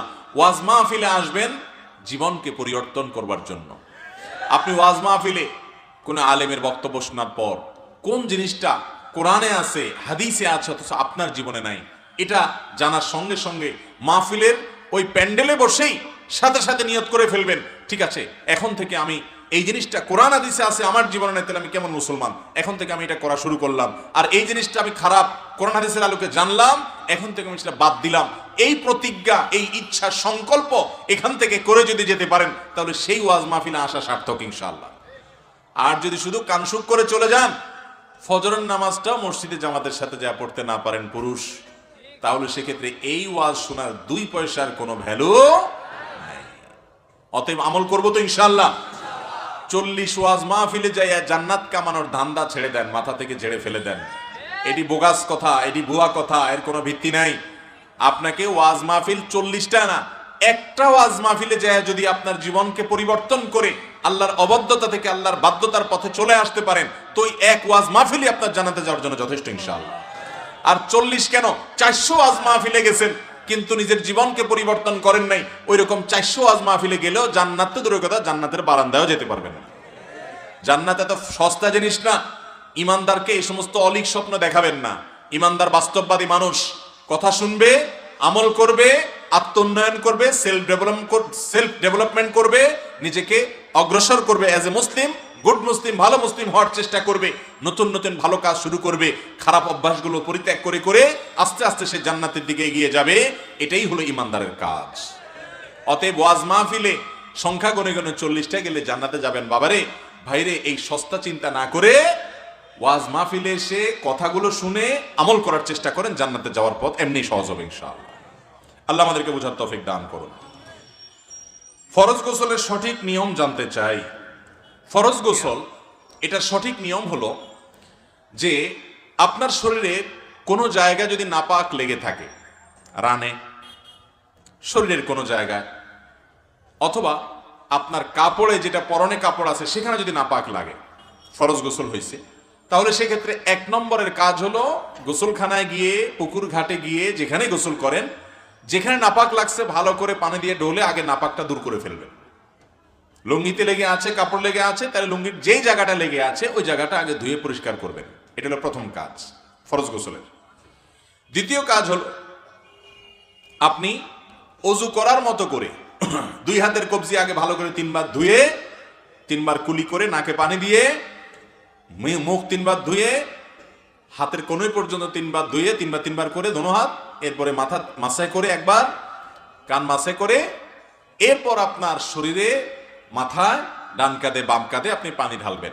আর যদি পুকুর হয় তাহলে সেক্ষেত্রে ডুব দিবেন, কিন্তু প্রথমে আগে অজু করে নেবেন। অজুর মধ্যে শুধু পাওটা ধোয়া বাকি রাখবেন, বাকি সব কাজ করবেন। মুখ ধোয়া, হাত ধোয়া, মাথা মাসে করা, এগুলো করে পাও ধোয়াটা বাকি রেখে গোসল শুরু করবেন, বিসমিল্লাহ। এরপরে গোসল করা শেষ হয়ে গেলে আপনি উঠার সময়, বের হওয়ার সময় 2 পা ভালো করে ধোবেন। আর কুলি যখন করবেন, ওই যে অজুর শুরুতে অজু করবেন, কুলি করবেন, ফরজ গোসলের কুলিতে গড়গড়া করবেন। সাধারণ কুলি করলে না, বরং কুলি করে একটু গলার ভিতরে নিয়ে গড়গড় করে গার্গেল করে তারপরে পানি ফেলে দিবেন। এইভাবে 3 বার কুলি করবেন, কারণ ফরজ গোসলে ভালো করে উত্তম রূপে কুলি করতে হয় এবং নাকে পানি দিতে হয়। এরপর আপনার গোসল শেষ, যাওয়ার সময় 2 পাও টাকনো পর্যন্ত ধুয়ে এরপরে কাপড় চেঞ্জ করে আপনি চলে যান। ফরজ গোসল হয়ে গেছে, সাথে অজুও হয়ে গেছে। গোসলের সাথে কি হয়ে যাবে? অজু হয়ে যাবে। এই পদ্ধতিতে গোসল করা হলো সুন্নাত। এটা ছাড়া এমনি মন গড়া আপনি নাপাক টাপাক শরীরে আছে, ওই অবস্থায় পানি ঢালা শুরু করছেন, এরপরে ডলাডলি করছেন, এরকম করলে নাপাক দূর হয়ে গেলে এবং পুরো শরীরের সব অংশ যদি পানি পৌঁছায় দেন, গোসল হয়ে যাবে, কিন্তু সুন্নাত সম্মত অনুযায়ী হলো না।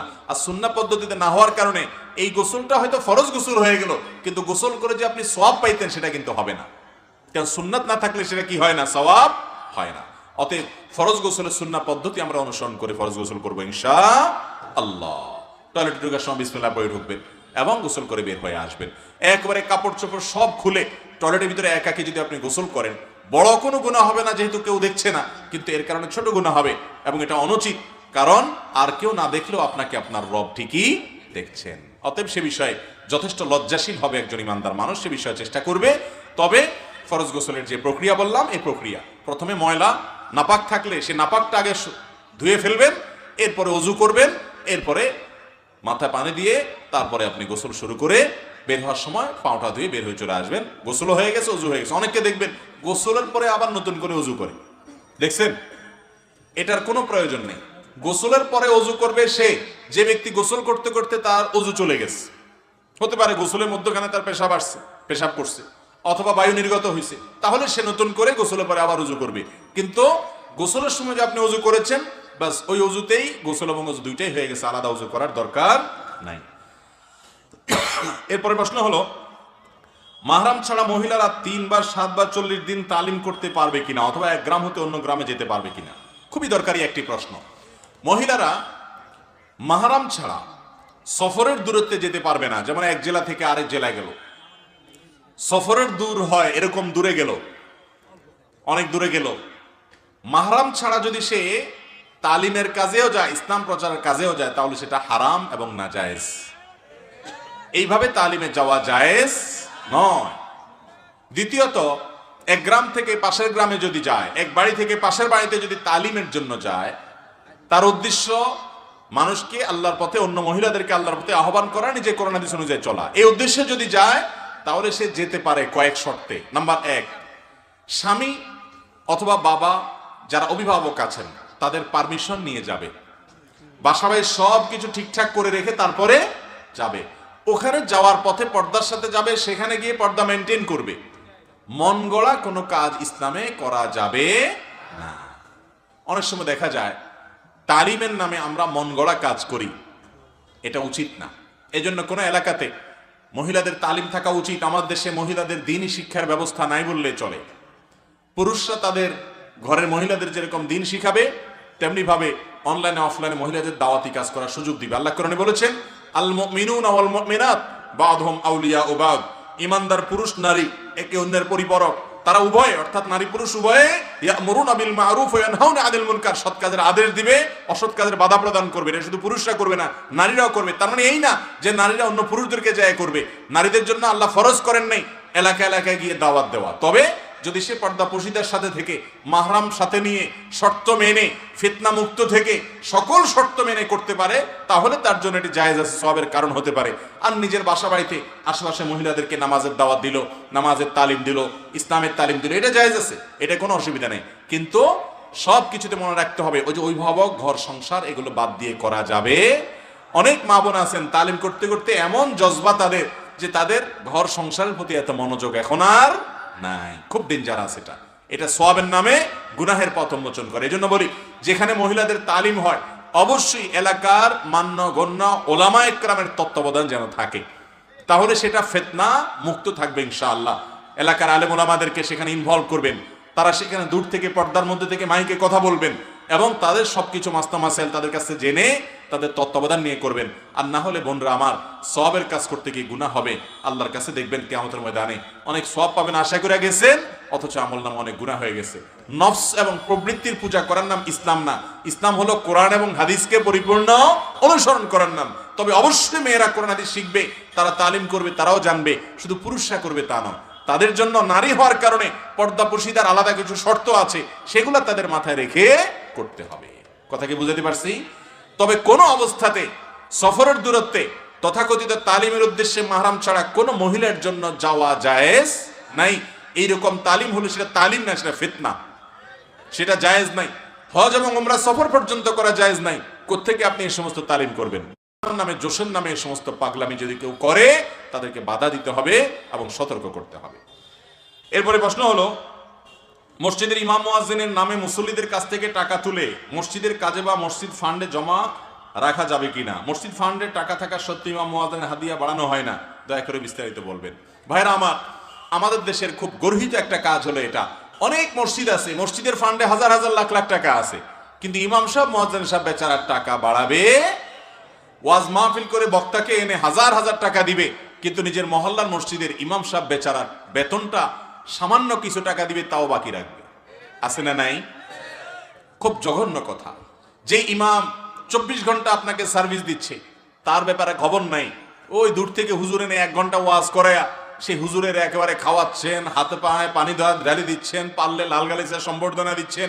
আর আপনার এলাকায় যে আলেম সারাদিন অপমান হচ্ছে, ছোট হচ্ছে, বেচারার বেতনটা ঠিক মতো দিচ্ছেন না, তার সংসার কিভাবে চলে খোঁজ খবর নিচ্ছেন না, বেতনটা বাড়াচ্ছেন না। এটা ইসলামের সেবা না, এটা হলো প্রবৃত্তির পূজা। অতএব মসজিদে যারা দায়িত্বে আছেন, খবরদার, মসজিদে যারা কাজ করেন সে সমস্ত আলেমদের, অনেক মাদ্রাসার মাহফিল হয়, মাদ্রাসার শিক্ষকদের বেতন দেওয়ার খোঁজ খবর নাই, মাহফিলের জন্য লাখ লাখ টাকা খরচ করেন। ইসলাম এই পাগলামির নাম না, খবরদার। যেখানে যা দরকার সেখানে তা খরচ করবেন। অতএব ইমাম মুয়াজ্জিনদের বেতন ঠিক মতো দিবেন, মনে রাখবেন তো ইনশাআল্লাহ। আর ইমাম মুয়াজ্জিনদের নামে টাকা তুলে যদি মসজিদ ফান্ডে রেখে দেন, তাহলে এটা হলো আল্লাহর নামে চুরি করার মতো। আল্লাহর নামে চুরি করা বুঝেন? মানে একজন চুরি করে, বলে যে আমি নিজের জন্য করি না, আল্লাহর জন্য করি। এই লোকের কিয়ামতের ময়দানে মায়ের দুইটা বেশি পড়ার ভয় আছে। কারণ আল্লাহ কিয়ামতের ময়দানে যদি তারা জিজ্ঞাসা করে, তোর দরকার হলে তুই চুরি করতি, এটা তুই পরে হিসাব দিতি আমার কাছে, তুই আমারে কেন চোরের আমার নামে কেন চুরি করলি? আসামের কাঠগড়ায় এখন আমার ঘরকে মসজিদে কেন দাঁড় করাইলি? মনে রাখবেন, নসল ওয়াকিফে কানাসিস শারে, দানকারী যেই খাতে টাকা দিবে ওই খাতে খরচ করতে হবে। একজনে দান করলো, দান করে বলল আমার এই টাকা দিয়ে গরিব দুঃখীকে তুমি খাওয়াই দিবা, আপনি ওই টাকা দিয়ে না মসজিদের বিল্ডিং করে দিলেন, হারাম হবে, না জায়েজ হবে। এটা জায়েজ হবে না, কারণ ওই ব্যক্তি আপনাকে এই জন্য টাকা দেয় নাই। কথা কি বুঝতে পারছেন? একজন মসজিদের ইট কেনার জন্য, সিমেন্ট কেনার জন্য, রড কেনার জন্য, বিল্ডিং করার জন্য টাকা দিছে, আপনি ওই টাকা দিয়া মসজিদের ইমাম মুয়াজ্জিনের বেতন দিলেন, জায়েজ হবে না। আবার ইমাম মুয়াজ্জিনের কথা বলে টাকা নিছেন, টাকা উঠছে 10,000, ইমাম মুয়াজ্জিন থেকে 5,000 ভাগ করে দিয়ে আর বাকি 5,000 মসজিদে রেখে দিয়েছেন, জায়েজ হবে না।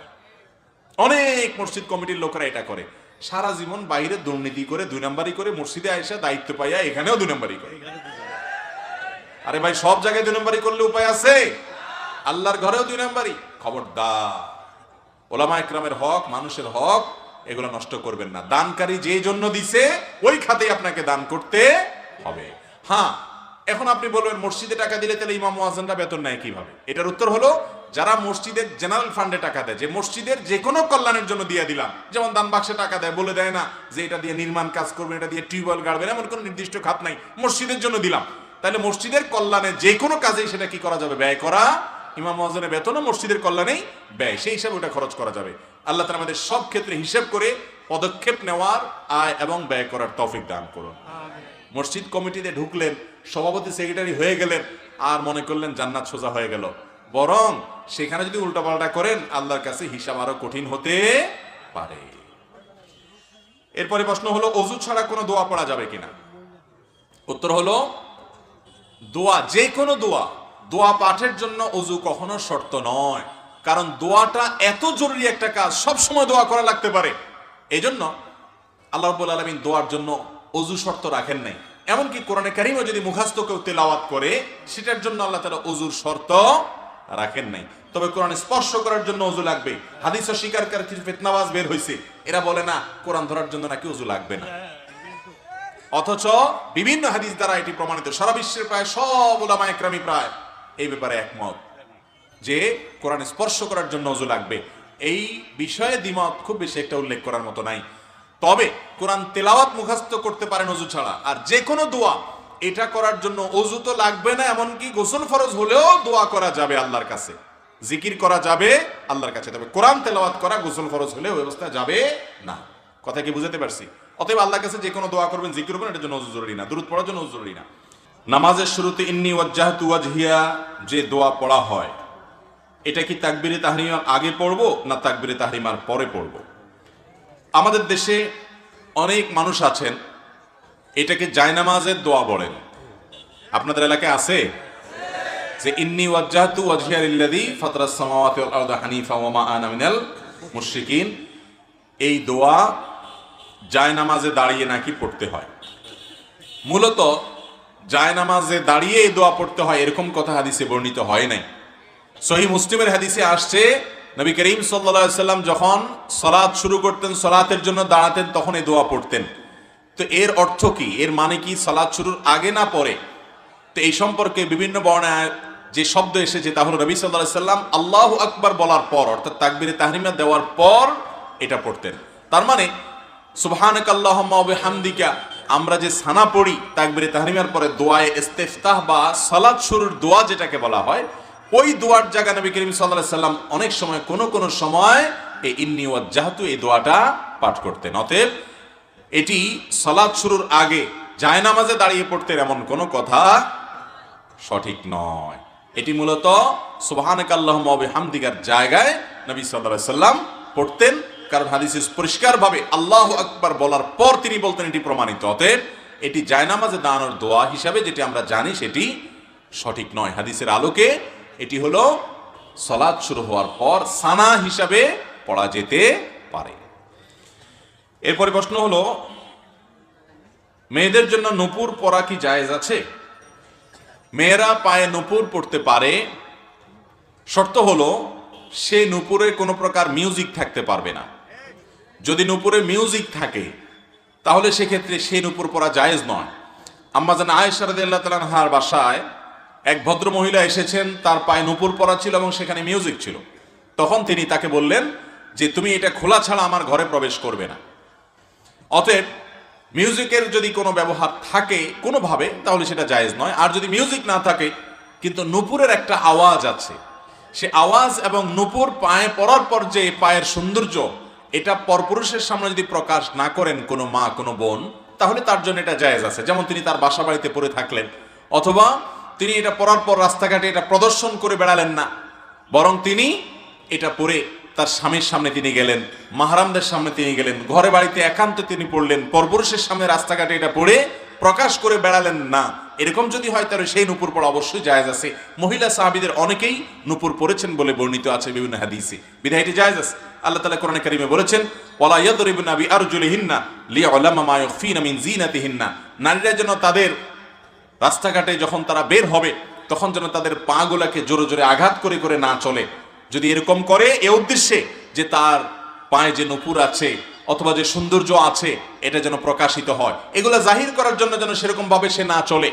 অনেক সময় দেখবেন যে হাই হিল জুতা পরে মেয়েরা চলাফেরা করে, এগুলোর উদ্দেশ্য যদি থাকে যে হাই হিল জুতা পরে তার শরীরের সৌন্দর্যকে সে প্রকাশ করতে চায়, অঙ্গ প্রত্যঙ্গকে ফুটিয়ে তুলতে চায়, মানুষের দৃষ্টিকে আকৃষ্ট করতে চায়, আওয়াজ করে করে হাঁটে মানুষের দৃষ্টিকে কাড়ার জন্য, আকৃষ্ট করার জন্য, তো কোরআনে কারিমে আল্লাহ তাআলা সেটি নিষেধ করেছেন। কারণ একজন নারী, মুসলমান নারী, তার ভিতরে আত্মসম্মান থাকবে, তার ভিতরে ব্যক্তিত্ব থাকবে, তার ভিতরে এই মানসিকতা থাকবে যে আমার সৌন্দর্য নিয়ে রাস্তায় যে কোনো মানুষ মনে মনে বাজে চিন্তা করবে, আমাকে নিয়ে বাজে কল্পনা করবে, জল্পনা করবে, মনে মনে জেনা করবে, এই সুযোগ আমি দিতে পারি না। এটা হলো একজন ঈমানদারের ব্যক্তিত্ব, এটা হলো তার পার্সোনালিটি, এটা হলো তার আত্মসম্মান। আর যার মধ্যে আত্মসম্মান নাই, সে তার রূপ তার সৌন্দর্যকে রাস্তাঘাটে বিলিয়ে বেড়াবে, ফেসবুকে বিলিয়ে বেড়াবে, ইউটিউবে বিলিয়ে বেড়াবে, এটা দেখে কত সহস্র মানুষ তাকে মনে মনে জেনা করবে, মনে মনে জল্পনা কল্পনায় তাকে খারাপভাবে চিন্তা করবে। এটা একজন অমুসলিম বা একজন ফাসেক মানুষ করতে পারে, যার ভিতরে আত্মসম্মান আছে, আত্মমর্যাদা আছে। তিনি কখনো তাকে নিয়ে বাজে চিন্তা করার পথ সুগম করে দিতে পারেন না। এজন্য একজন নারী সবসময় তার এই সৌন্দর্যকে পরপুরুষের সামনে, রাস্তাঘাটে মানুষের সামনে প্রকাশ করে বেড়াবেন না। কারণ এগুলো প্রকাশ হলে কি হবে সেটা আমাদের সবার কাছে জানা। যদি কেউ বলে না তার সৌন্দর্য সে প্রকাশ করবে, কারোর মনে খারাপ হলে তার দোষ, সে নিজের মন নিয়ন্ত্রণ করুক, তাহলে বলতে হবে যে আল্লাহ রাব্বুল আলামিন মানুষকে সৃষ্টি করেছেন যে পুরুষ নারীর প্রতি, নারী পুরুষের প্রতি একে অন্যের প্রতি আকৃষ্ট হয়। অতএব এখানে আকর্ষণের সমস্ত পথ খোলা রেখে যদি বলা হয় না তোমার মনটাকে সোজা করো, মনটাকে ভালো করো, এটা পৃথিবীর সবচাইতে অযৌক্তিক কাজগুলোর একটা। দুনিয়াতে কোনোদিন এটা সম্ভব হবে। তথাকথিত পশ্চিমা দুনিয়ার দেশগুলোতে দেখেন, সেখানে নারীরা অনেক খোলামেলা, অনেক অশ্লীল পোশাক আশাক পরে চলাফেরা করে। সেখানকার পুরুষদের মন, তারা অনেক শিক্ষিত, তথাকথিত সভ্য, তারা আমাদেরকে অনেক সভ্যতার সবক শিখায়। তাদের দেশে নারীদের প্রতি পাশবিক নির্যাতন হয় নাকি হয় না? বরং পৃথিবীর অন্য অনেক দেশের চাইতে বেশি হয়। ভাইরা আমার, এই কারণে আল্লাহর দেওয়া সিস্টেম এবং বিধানের বাইরে মানব জাতির কল্যাণ কখনো নিহিত থাকতে পারে না। এই জন্য একজন নারী তিনি নূপুর অবশ্যই পড়তে পারেন, কিন্তু সে নূপুরে যেমন মিউজিক থাকতে পারবে না, তেমন সেটা রাস্তাঘাটে পরপুরুষের সামনে দেখিয়ে বেড়ার মানসিকতা থাকবে না। নিজের স্বামীর সামনে সেটি প্রদর্শন করবেন, একান্ত মাহরামের বাসার ভেতরে থাকা মানুষদের সামনে এটি প্রদর্শন হতে পারে, বাহিরে এটি প্রদর্শন করে বেড়াবে না। হ্যাঁ, যদি এমন হয় এটা পরার কারণে আওয়াজ হয় না, আবার পোশাক আশাকের নিচে ঢাকা থাকে, তাহলে সেটা পরে বাহিরে যেতেও অসুবিধা নাই। মোট কথা, ওইটা যেন মানুষের দৃষ্টি আকর্ষণের কারণ না হয় পরপুরুষদের বাহিরে, সে বিষয়টি খেয়াল রাখতে হবে। এরপর প্রশ্ন হলো, বিশ্বকাপ ফুটবল খেলা দেখা যাবে কিনা? ভাইরা আমার, বিশ্বকাপ ফুটবল অথবা এই জাতীয় যে সমস্ত আয়োজনগুলো আপনারা টেলিভিশনের পর্দায় কিংবা মোবাইল ইত্যাদিতে দেখেন, প্রথম কথা হলো এই খেলায় যারা অংশগ্রহণ করে তারা যে হাফ প্যান্ট পরে খেলাধুলা করে, এর ফলশ্রুতিতে তাদের রান দেখা যায় কি যায় না? আর জমহুর এবং সংখ্যাগরিষ্ঠ সারা বিশ্বের স্কলারদের মত হলো রান এটা মানুষের সতরের অংশ, এই সতর ঢাকা ফরজ, সতর ঢাকা আর শরীরের যে অংশ ঢাকা ফরজ সে অংশের দিকে তাকানো হারাম। সে অংশের দিকে তাকানো কি? তাহলে এই খেলা দেখতে হলে সে অংশ দেখা লাগে কি লাগে না? লাগে। এক। দ্বিতীয়ত হলো, এই তথাকথিত বিশ্বকাপ খেলা দেখার জন্য আপনি যখন টেলিভিশনে কোনো পর্দার দিকে চোখ রাখেন, তখন কি শুধুমাত্র এই খেলাই আসে, নাকি খেলার সাথে অখেলা আরো বেশি আসে? আসে কি আসে না? সেখানে অশ্লীল নানান দৃশ্য চোখে পড়ে কি পড়ে না? আপনি কি ওই দৃশ্য আসার সঙ্গে সঙ্গে চোখটাকে সরায় রেখে আবার খেলা আসলে তখন দেখবেন, এরকম কোনো সুযোগ আছে? নাই। প্রতি মুহূর্তে মুহূর্তে হয়।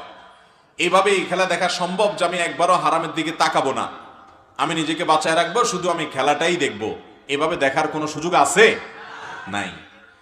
তো যেদিকে তাকালে হারাম করতে, হারামে লিপ্ত হতে বাধ্য হয়, সেদিকে তাকানো হারাম, সেদিকে তাকানো কি জায়েজ নাই। তৃতীয়ত, এই খেলা দেখতে গেলে মিউজিক শোনা লাগে না লাগে না? শুধু লাগে না, বরং বড় অংশ যুগে বিভিন্ন বড় অংশ জুড়ে অ্যাডভার্টাইজের নামে, নানা নামে বিভিন্ন হারাম জিনিস আসে নাকি আসে না? এর পাশাপাশি আজকাল আমাদের দেশে বড় বড় পর্দা যে খেলা হয়ে থাকে, বিভিন্ন জায়গা মনে মনে খেলা হয়ে থাকে, মিডিয়াগুলো যুবকদের মধ্যে, তরুণদের মধ্যে যে উন্মাদনা সৃষ্টি করেছে, এই উন্মাদনা এবং যুবকদের মধ্যে এই যে আসক্তি তৈরি করা হচ্ছে, এর পেছনে নানামুখী জুয়ার বিজনেস আজকাল প্রতিষ্ঠিত হয়ে যাচ্ছে। কোন দল জিতবে এটার উপরে বাজি ধরা হয়। এই বাজি ধরার জন্য নিজের জমানো সমস্ত টাকা, বাবা মা থেকে, স্বামী তার স্ত্রী থেকে, স্ত্রী তার স্বামী থেকে, বিভিন্ন জায়গা থেকে টাকা এনে বাজি ধরে। এই বাজি ধরে মানুষ ফতুর হয়ে যাবে। একটা সময় মানুষ সর্বস্ব হারিয়ে কেউ হয়তো আত্মহত্যার পথ বেছে নিবে। এরকম ধ্বংসাত্মক কর্মকাণ্ড হয় কি হয় না?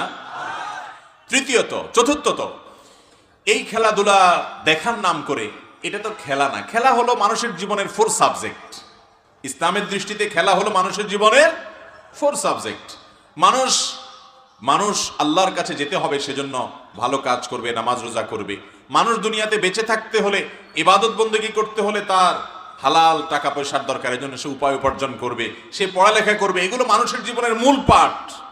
এর পাশাপাশি অবসর সময় একটু চিত্ত বিনোদন, খেলাধুলা, একটু শারীরিক কসরত, মানসিক রিফ্রেশমেন্টেরও দরকার আছে।